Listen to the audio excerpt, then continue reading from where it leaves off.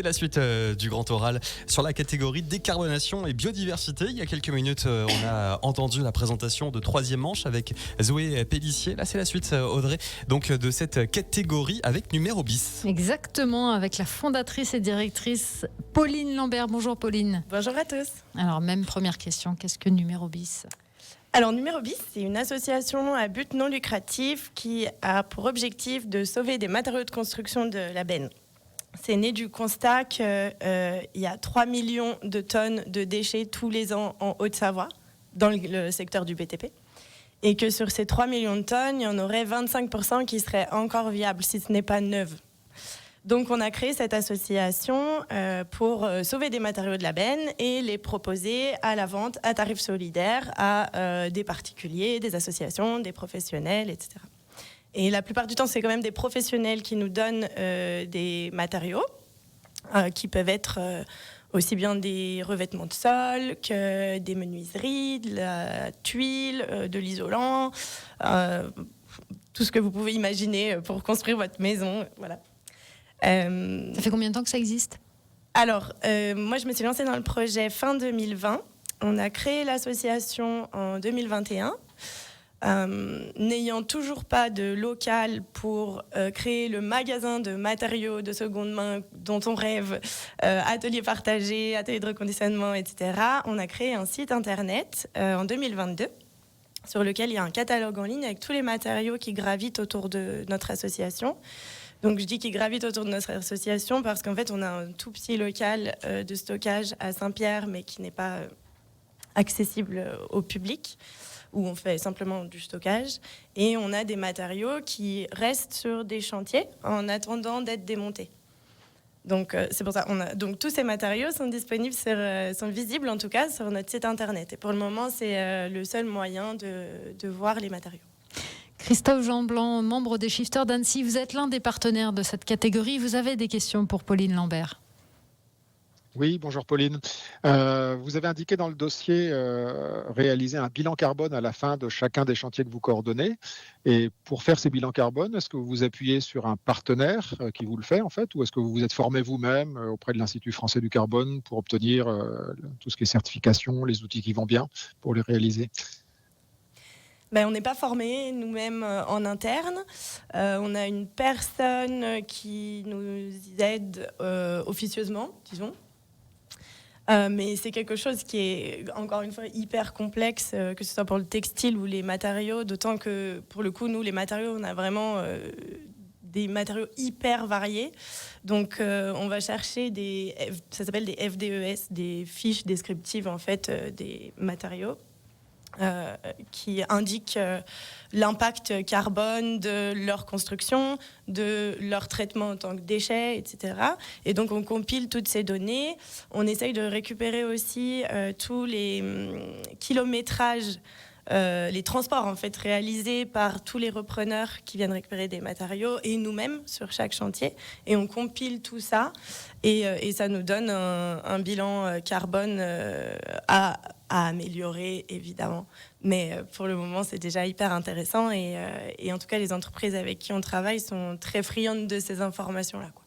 Justement, Christophe, c'était votre deuxième question par rapport à ça. Oui, une question, à savoir si vos clients vous les demandaient systématiquement, ou est-ce qu'ils étaient plutôt attirés par l'aspect prix ou également par l'aspect économie pour l'environnement ?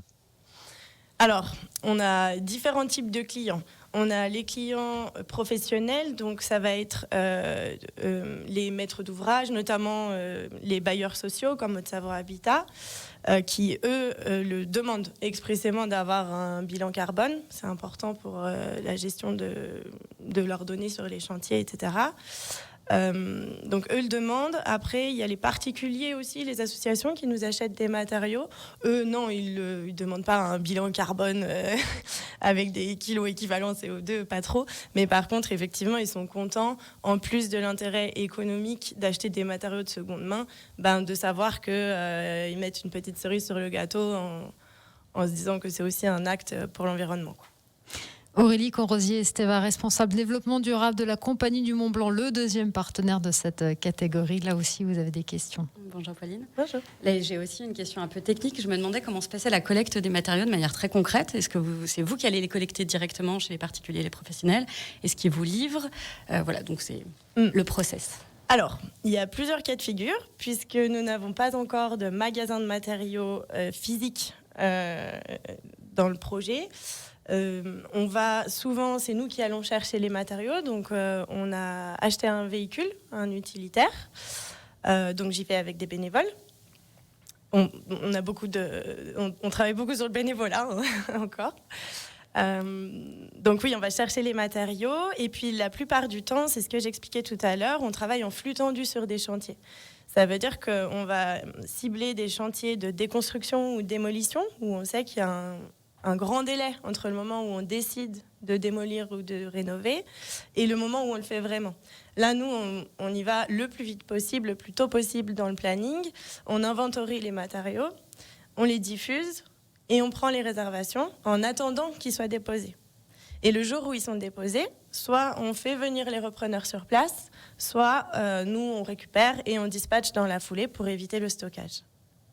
Aurélie, deuxième question. Oui, vous avez dit à 2 reprises que vous cherchiez un local. Donc Oui. J'imagine que c'est un des défis à relever pour l'association. Eh oui, bien sûr. Voilà, c'est si vous avez peut-être l'occasion de lancer De faire un appel. Oui. Pour voir.